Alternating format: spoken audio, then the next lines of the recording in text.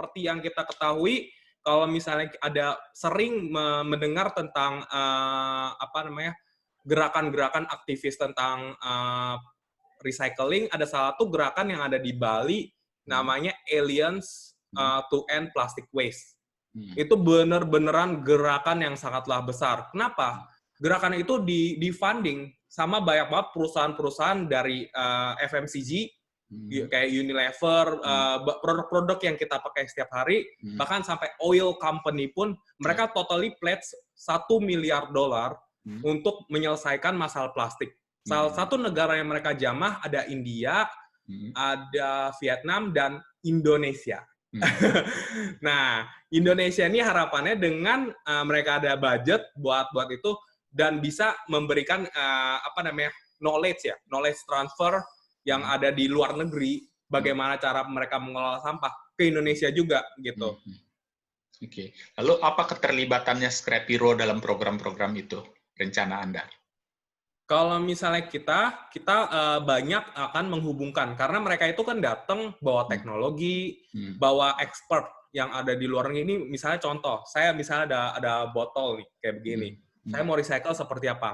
Kita butuh info nih dari expert seperti mereka. Bagaimana di negara-negara maju mendaur ulang ini sih, gitu. Banyak dari kita ekspektasinya adalah kita bakar tuh jadi minyak, tapi kalau bakar kita membuat masalah baru. Yaitu ada polusi udara, bekas-bekasnya kontaminasi itu menjadi B3, dan ini akan menjadi masalah baru, bukan menyelesaikan masalah. Nah, kita ingin banyak sekali belajar sama negara-negara maju, bagaimana mereka bisa recycle ini, tapi benar-benar dampaknya sangatlah minim.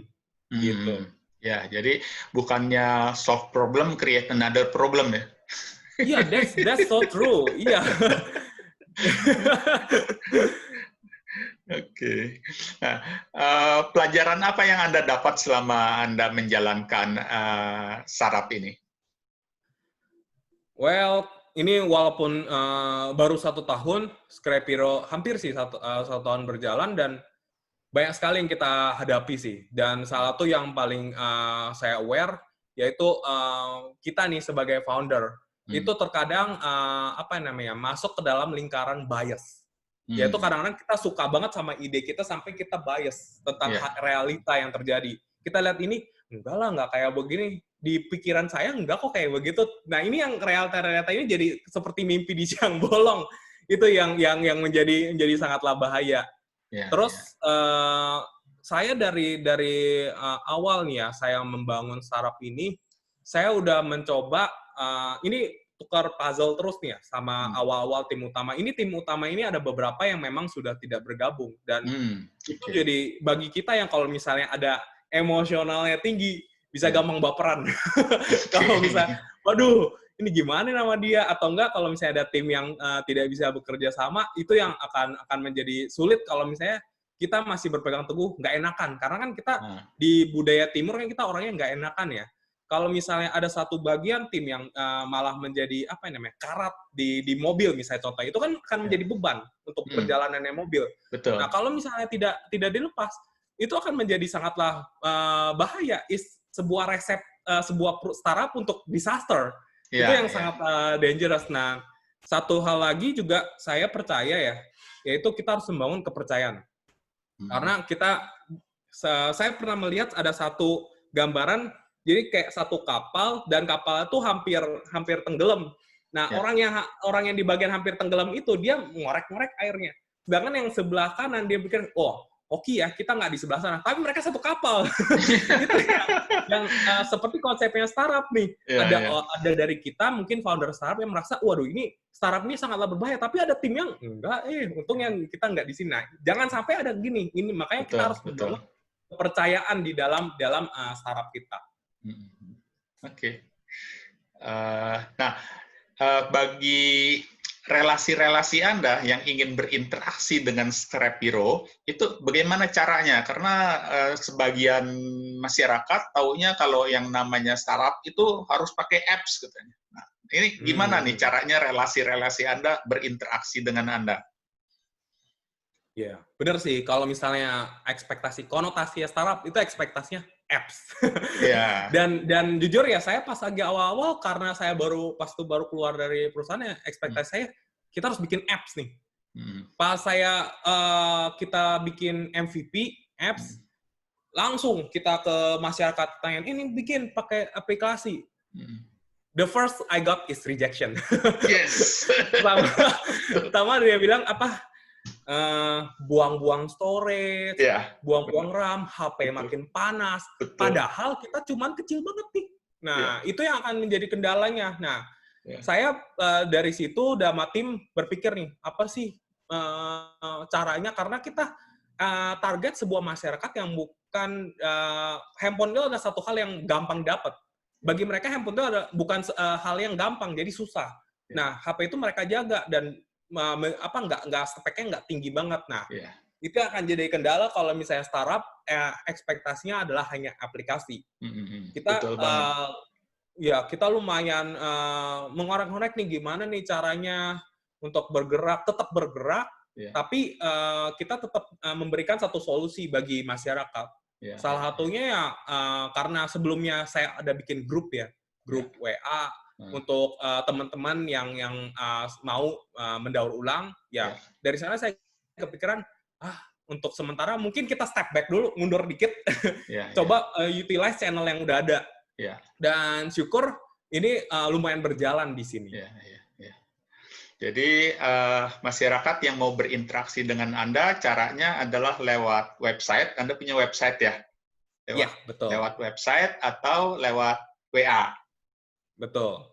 Kalau misalnya nanti di website itu ada link bahwa teman-teman nih kalau misalnya mau peduli terhadap lingkungan, itu di dalam website kita ada link untuk menjadi pahlawan scrap. Nah, jika kamu merupakan pahlawan scrap, boleh silakan klik itu. Kita akan komunikasi lewat WA.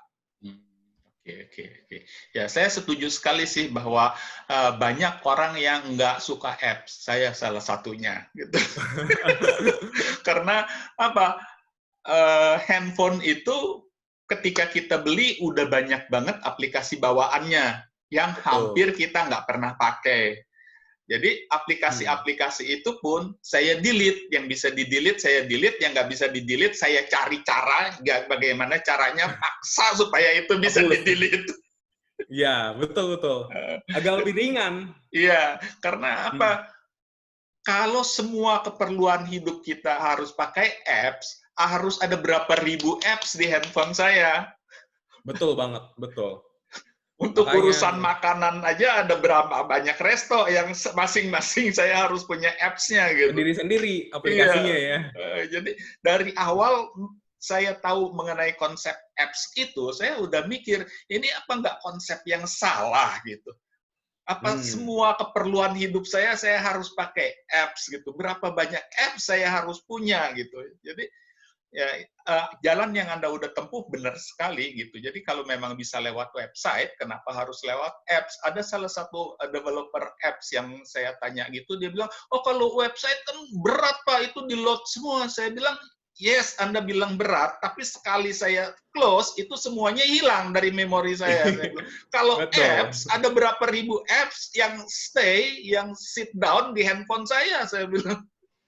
Itu jadi scrap lagi di handphone. Betul, jadi scrap lagi. Jadi apalagi untuk hal-hal yang nggak setiap hari kita perlu gitu. Misalnya untuk belanja kan kita nggak setiap hari belanja gitu.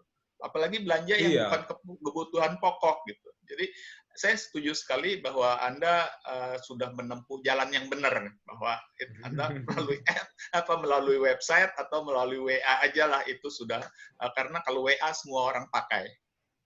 Ya. Nah, jadi selama ini tantangan apa aja sih, tantangan atau kendala apa yang menurut Anda paling tidak mudah untuk diatasi selama Anda menjalankan usaha ini?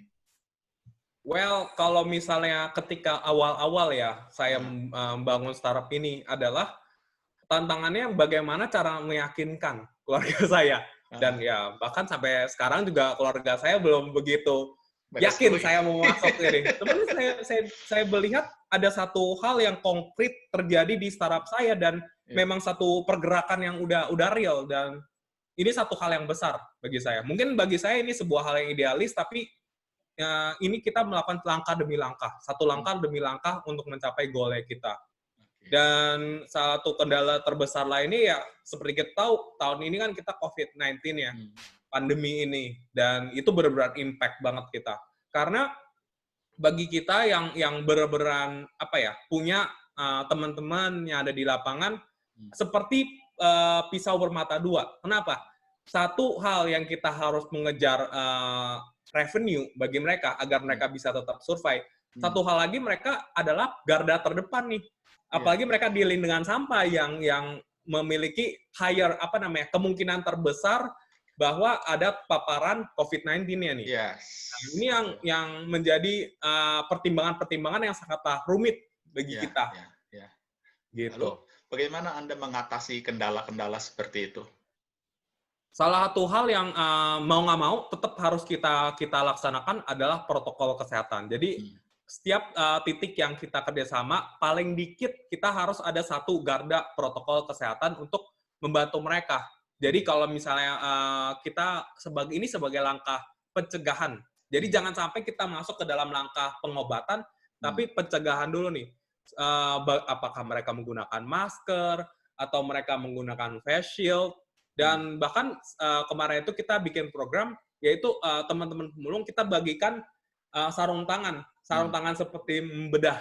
Ya. Nah, itu sarung tangan itu ya mereka ngambil sampah, nanti bisa dicuci kembali di rumah. Nah, itu menjadi satu langkah preventif kita agar mereka itu tidak terpapar. Karena bagi kita itu nyawa orang ya. Iya. Untuk mencari sesuatu hal yang seperti ini kita harus tetap jaga untuk itu. Oke. Nah, kan banyak nih kawan-kawan di generasi Anda yang antusias ingin membuat startup gitu. Dan mereka belum tahu apa yang mereka akan hadapi nanti ketika mereka sudah nyemplung di dunia startup gitu. Menurut Anda, apa yang mutlak mereka harus punya sebelum mereka terjun masuk mendirikan startup? Ini satu pertanyaan yang sangatlah menarik ya. Dan ini sepertinya pertanyaan $1 juta sih sebenarnya. Oke. Karena bagi apalagi anak-anak generasi Z ya, generasi milenial sama generasi Z yang ekspektasinya waktu sekarang itu mereka udah ada stable job. Stable job dan stable work. Untuk mereka masuk ke dalam dunia bisnis sendiri itu kan banyak sekali pertimbangannya. Dan untuk masuk ke dalam dunia startup lagi, yang dimana seperti yang saya bilang di awal, startup 90% tend to fail. Betul. Jadi ini juga salah satu pembelajaran kita bahwa mereka itu harus punya mentalitas. Mentalitas tuh seperti baja. Kayak sepertinya Coach Firja juga pernah membicarakan ini nih. Saya masih ingat. Orang generasi baby boomer, dia punya mentalitas gede gini, tapi sekarang generasi Z, ini mungkin hanya sekecil-kecil gini saja. Iya, betul. Satu kali ditolak aja udahlah, saya balik kerja lagi. Nah, ini yang harus kita siapkan. Apalagi kalau misalnya Gen Y, milenial, Gen Z, kalau misalnya bener-beneran mau masuk ke dalam dunia startup, ya pastikan dulu, mental Anda segini atau segini. Iya, toughness-nya ya. Oke. Ya, ada beberapa kawan yang sudah terjun di dunia startup. Share salah satu masalahnya adalah seperti yang Anda tadi bilang, para co-founder nggak selamanya sejalan gitu. Di satu titik mereka harus say goodbye gitu. Nah, betul. Persiapan apa yang perlu dilakukan ketika di awal-awal gitu supaya nanti ketika memang di satu titik harus pisah, ya pisahnya juga baik-baiklah gitu. Iya. Pertama, sebenarnya pisah baik-baik dan pisah tidak baik-baik itu balik lagi ke mentalitas ya. Karena pas lagi awal kita ngebangun startup, kita sebagai founder dari sebuah startup kan jabatannya CEO. Betul. Dan everyone say Chief Everything Officer. Yang menjadi masalah ketika kita nggak bisa say goodbye to people, itu adalah kita nggak bisa mengerjakan yang teman kita kerjakan. Atau kita itu tidak tahu apa yang sebenarnya tiap hari mereka kerjakan di startup kita. Nah, itu yang akan menjadi kendala ketika dalam satu waktu salah satu puzzle yang biasa kita andalkan di tim itu lepas dari kita. Lepas, yes. Dan mindset kita langsung dapat itu, kita nggak bisa ngerjain kerjaan ini, lah startup ini langsung bubar dong, atau gimana? Nah itu kan akan menjadi sebuah mindset bahwa saya nggak boleh melepas dia, atau nggak saya harus cari cara untuk itu, dan terjadilah konflik dan tidak enak lah ketika itu. Kecuali kalau misalnya kita benar-benar prepare dan mindset kita adalah sebagai chief everything officer, nggak usah kita mengerjakan semua, tapi paling dikit kita tahu loh tim kita ngerjain apa. Bahkan kalau misalnya yang excellent startup, yang foundernya, mereka tahu loh, hari ini misalnya jam 9 sampai jam 12, tim kita ngerjain apa sih? Itu hal-hal yang simple, yang mungkin bagi startup founder itu satu hal yang mungkin sepele gitu. Tapi hal ini akan menjadi penting ketika kita ingin bergerak menjadi sebuah startup yang lebih major. Betul, betul. Dan salah satu masalah krusial lainnya adalah mengenai property right. Apalagi misalnya yang startup yang berdasarkan apps gitu. Nah, ketika si hackernya pergi, ini property right-nya punya siapa? Punya startup ini atau punya dia pribadi gitu? Nah, itu perlu dipikirkan dari awal nggak? Betul banget, betul banget. Ini saya juga ada teman saya yang kejadian juga sih. Baru-baru ini karena dari tim hustler sama tim hackernya juga nggak bisa berjalan, ya akhirnya mau nggak mau bubar. Tapi yang menjadi tanda tanya adalah siapa yang akan memiliki teknologi ini? Persis. Karena teknologi ini pas awal kan akan terbuka oleh semua founder, oleh semua co-founder. Dan ini menjadi sebuah malapetaka. Kenapa? Karena di Indonesia sendiri, IP right, intellectual property right sendiri aja di bisnis yang udah konvensional aja masih dalam tahap sosialisasi. Ini kita harus bikin IP right buat bisnis-bisnis. Belum lagi yang tahap startup. Nah, ini yang menjadi sebuah masih abu-abu di sini bagaimana cara ownership-nya, tapi yang akan menjadi pembeda adalah aksesnya. Karena akses ke sananya adalah orang yang mengerjakan itu dan orang yang actively terlibat di sana. Yang jadi pertanyaan, jika CEO masuk sebagai hustler, apakah mereka punya sebuah empati terhadap apa yang tim mereka kerjakan? Mereka paling dikit akan tahu flow apa yang dibikin oleh hacker itu. Itu yang akan menjadi sebuah win-win solution di sana. Di mana sebagai pemilik startup pun mengerti loh, ini adalah sistem yang kita bikin dan bla bla bla bla bla. Yang menjadi masalah adalah ketika mereka nggak tahu. Ini akan menjadi sebuah konflik. Wah, ini hacker kita keluar, kita nggak tahu apa-apa nih, sistem kita gimana, terus flow-nya seperti apa. Yang di mana kita berharap hacker. Tapi yang perlu kita ketahui sebagai startup itu kalau bisa dibilang dalam tipe saham itu volatile. Volatile banget. Bahkan lepas masuknya sebuah puzzle tuh bisa sangatlah retention-nya tuh sangatlah tinggi lah di perubahan-perubahannya. Nah, itu yang harus kita antisipasi sebagai mungkin teman-teman yang founder-founder juga atau enggak yang akan menjadi founder sebuah startup, ya ini ada satu hal yang harus kita sadari dulu sebelum kita benar-benar terjun ke dunia startup. Oke. Nah, nggak terasa kita ngobrol udah 44 menit. Sangat menarik. Ya? Iya, saya maunya terus nih ngobrol. Jadi mungkin nanti kita set waktu lagi ya, kapan kita bisa ngobrol lagi. Nah, sebagai penutup, apa yang ingin Anda sampaikan kepada masyarakat luas dan kepada para pendatang baru yang ingin membuat startup? Apa yang ingin Anda sampaikan?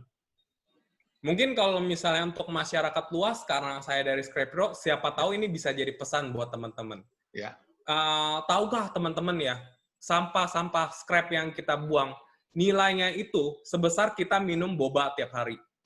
Itu nilai yang kita buang tiap hari. Bahkan ekspektasi kita mau earning money, kenapa kita buang money gitu. Nah, itu yang satu kesadaran yang mungkin bagi kita itu adalah sebuah blind setan, dan harapannya teman-teman bisa mengolah potensi-potensi income bagi kita tanpa harus benar-benar keluar something gitu. Dan mungkin kalau pesan untuk teman-teman yang ingin membuat startup ya. Nah, teman-teman yang ingin membuat startup, seperti yang tadi sempat kita diskusikan, Ya. mentalnya. Karena startup, kita harus selalu taruh di kepala kita, startup itu 90% akan fail. Yes. Kalau misalnya mental kita belum siap, atau enggak kita punya planning belum siap untuk masuk startup, harap pastikan itu dulu. Ya. Karena startup ini pasti akan sangat volatile. Ini seperti kita di kapal yang tidak ada kayuhannya. Ya kita bakal volatile. Nah, bagaimana kita mencari cara untuk itu? Ya kita harus memutar otak untuk itu. Dan semoga teman-teman yang juga akan membuat startup atau sudah membuat startup bisa lebih menempa tingkat kepercayaan dirinya juga di timnya. Itu sangatlah penting karena di kita awal-awal karena kita volatile, terlalu volatile, ini kepercayaan akan menjadi satu pegangan agar kita tidak terbalik gitu. Misalnya kapal kita tidak terbalik. Dan harapannya juga bisa menjadi satu fondasi kuat ketika kita naik begini. Ini juga akan menjadi satu titik krusial ya. Betul. Kalau misalnya kita nggak foundationnya kuat, kita begini, kebalik kita. Iya. Dan bukan di startup aja, banyak di usaha-usaha konvensional juga justru mereka pecah ketika usahanya naik. Betul. Jelas sekali. Seperti kita ngebangun bangunan, kalau misalnya fondasi kita nggak kuat, kita bangun setinggi apapun pasti akan runtuh. Bahkan usaha keluarga yang jelas-jelas saudara kandung, kita sudah lihat banyak, ketika usahanya naik, justru mereka malah pecah. Iya. Ya kita nggak ngomong merek, baru-baru ini ada laporan berapa triliun yang keluarga. Nah, itu juga menjadi satu hal yang pasti ya, karena walaupun bisnis konvensional pun atau bisnis yang sudah berjalan pun belum tentu memiliki satu bekerja sama lah. Nah, ini yang sebagai startup nih, kepercayaan, teamwork ini harus kita bangun. Saya punya klien yang membangun usaha keluarga, jadi si founder usaha ketika itu usianya udah sekitar 60-an, anak-anaknya 20-30 gitu, lulusan luar negeri semua, ada 4 orang kembali ke perusahaan itu, perannya semuanya nggak jelas, hanya gentayangan di antara karyawan, tapi mereka nuntutnya macam-macam gitu. Nah, ini juga satu dilema yang sering terjadi dalam sebuah usaha keluarga seperti itu gitu. Itu contoh nyata yang saya lihat sendiri, sampai si founder ini orang tuanya ngobrol sama saya sampai nangis gitu. Saya harus bagaimana katanya. Iya. Ini kalau misalnya di luar mungkin terms-nya apa ya namanya? Third generation hell ya. Kalau misalnya biasanya first generation itu ngebangun, second generation accelerate, third generation ya. Ini justru baru second generation udah mau bubar gitu, udah karena mereka bertikai. Ya kita kan sama-sama anak ya, kita harus mendapatkan semua yang sama. Saya bilang gini sama mereka, Anda harus pisahkan dulu peran Anda sebagai shareholder dengan peran Anda sebagai karyawan. Saya bilang, Anda sebagai anak boleh mendapatkan share yang sama karena Anda sama-sama anak. Katakan masing-masing Anda mendapatkan share 25%, tapi itu adalah peran Anda sebagai shareholder. Tapi ketika Anda masuk ke perusahaan, Anda berkontribusi di perusahaan, status Anda adalah karyawan, saya bilang. Sebagai karyawan, Anda harus tunduk pada aturan perusahaan. Aturan perusahaan itu mengatur hak dan kewajiban Anda sesuai dengan fungsi Anda. Jadi nggak bisa sama, saya bilang, Anda kan punya fungsi masing-masing. Nah, baru di situ sedikit demi sedikit bisa disadarkan. Iya. Ya, begitulah sih sebenarnya. Sebenarnya nggak cuman anak ya. Biasa kayak begini pun juga di startup pun juga ekspektasi dan realita kadang-kadang yang menjadi satu masalah juga. Jadi setiap tim ya kalau misalnya kita nggak mengenal satu sama lain, makanya kan saya bilang pengenalan, kepercayaan dengan tim itu sangatlah penting. Kalau misalnya kita nggak mengenal tim kita nggak tahu ekspektasi mereka. Betul. Misalnya kita berikannya sesuai atau makan di bawah, itu akan menjadi satu potensi konflik di kemudian hari. Seringkali sesuatu dimulai itu didorong oleh idealisme, idealismenya pada saat itu sejalan, tapi begitu udah mulai jalan, idealismenya udah mulai masing-masing, yang akhirnya leading to separation. Oke. Dan ya. Terima kasih Tommy udah mau sharing dengan kita ilmu dan pengalaman yang Anda share tentu sangat berguna bagi masyarakat luas maupun bagi teman-teman pelaku startup yang lainnya. Amin. Terima kasih, selamat malam. Selamat malam. Thanks for having me here. Yeah.